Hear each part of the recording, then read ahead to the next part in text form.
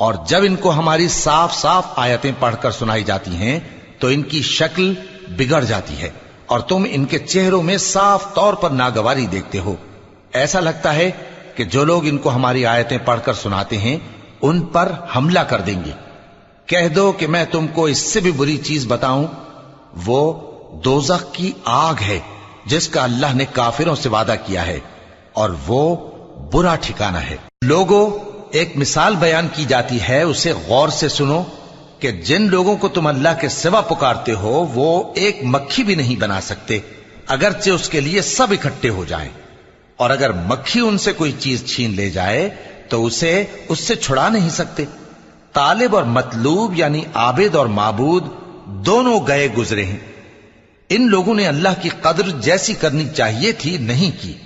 کچھ شک نہیں کہ اللہ زبردست ہے، غالب ہے. اللہ